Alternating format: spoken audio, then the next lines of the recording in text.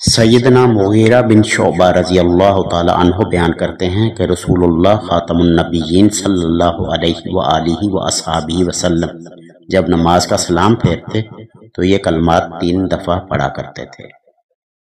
لا الہ الا اللہ وحدہ لا شریک لہ لہ الملک ولہ الحمد وہو علی کل شیء قدیر۔ نہیں کوئی معبود مگر اللہ، وہ یکتا ہے، نہیں کوئی شریک اس کی بادشاہی ہے اور اس کے لیے سب تعریفیں ہیں اور وہ ہر شے پر پوری قدرت رکھتا ہے۔ اب ہم انشاءاللہ 7 مرتبہ اس کو تجوید کے ساتھ دہرا لیتے ہیں تاکہ ہمیں یاد کرنے میں آسانی ہو۔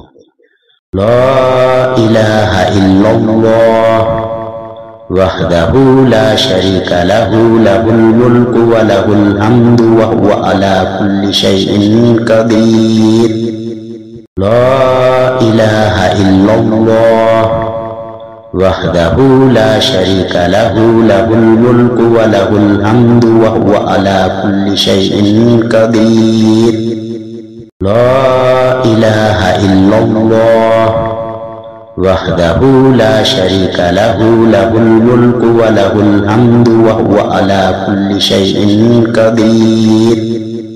لا الہ الا اللہ وحدہ لا شریک لہ لہ الملک ولہ الحمد وہو علی کل شیء قدیر۔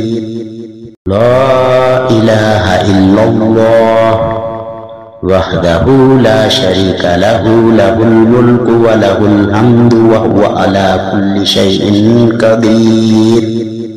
لا الہ الا اللہ وحدہ لا شریک لہ لہ الملک ولہ الحمد وہو علی کل شیء قدیر۔